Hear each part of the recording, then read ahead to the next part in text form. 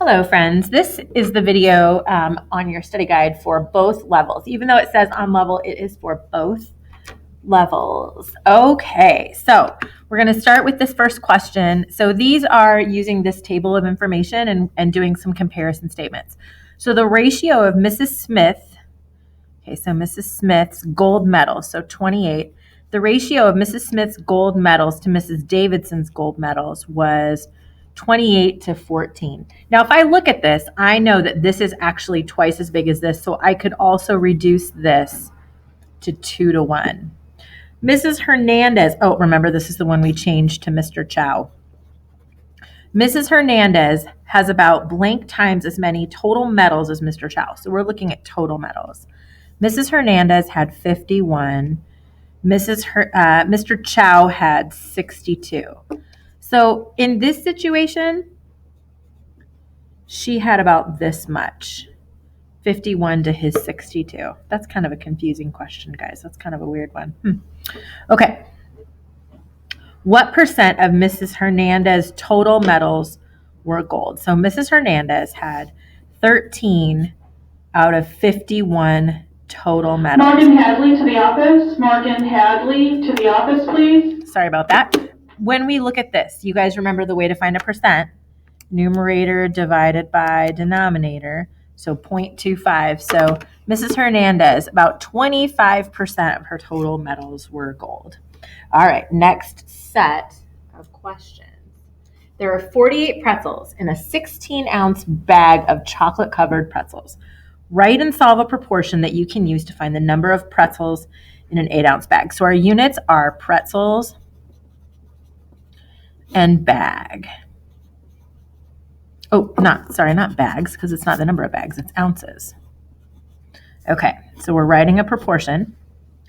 There are 48 pretzels in a 16-ounce bag, and we want to know how many pretzels are in an 8-ounce bag. So you guys know 48 times 8, which gives me 384. And then I divide by my loaner,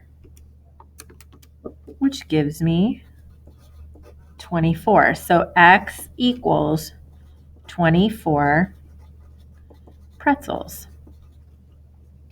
Okay, now this is a unit rate question. What is the number of pretzels per ounce? So remember, we divide it like we say it. So pretzels per ounce. So 48 divided by 16 gives me 3, and I don't just leave it, I label it. Pretzels per ounce.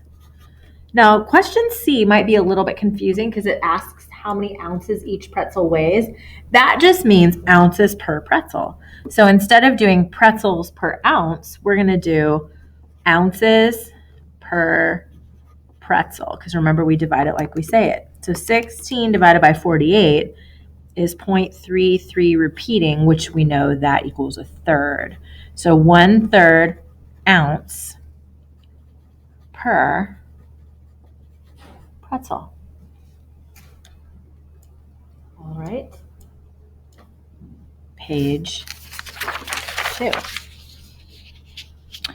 Student store sells pencils at 5 for $1.25. So we got to complete the rate table. So we want to know the price per pencil. So 1.25 divided by 5 means 1 pencil's 25 cents.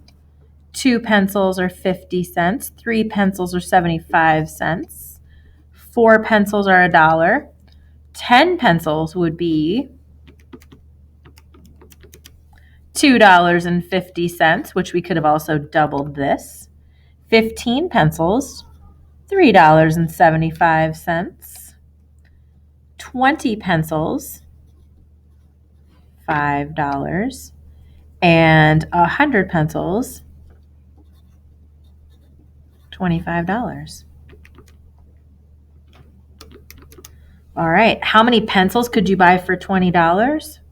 So now we want to know how many pencils we could buy for $20. So 20 divided by the price of 1 pencil.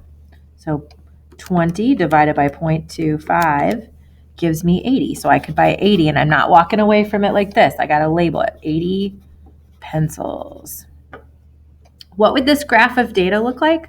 Well, we have a constant rate of change, so we would have a straight line, right? This is what my graph would look like. And a point on the line, if I wanted to graph these guys, these are all points. So I could have answered 1.25. I could have answered 2.50. I could have answered 15, 3.75. Any of these, this is your first one, this is your X, and this is your Y. Write an equation that relates the number of pencils and the cost. So my total cost is going to be the unit rate, which is 0.25, times the number of pencils.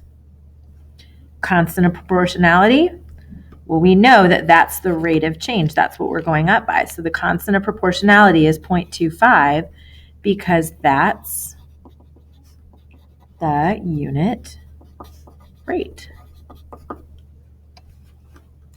All right, last question on this page.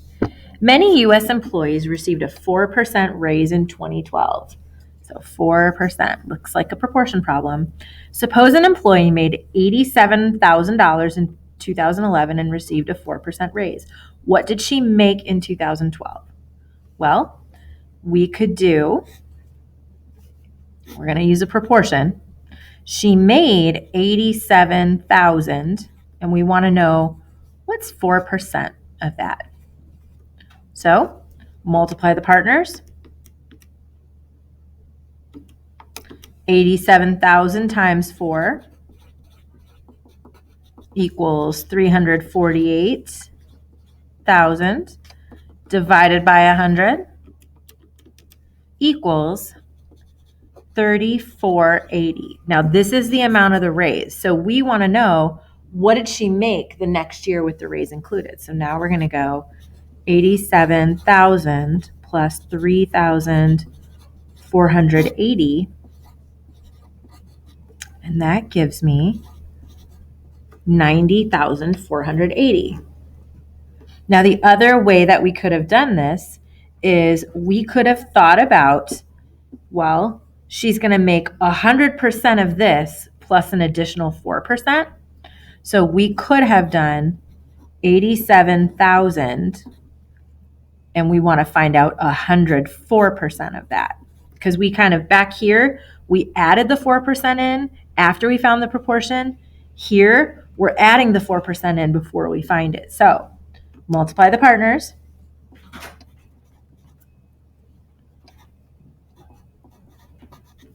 So 87,000 times 104 gives me 9,048,000. And then I want to divide that by the loaner.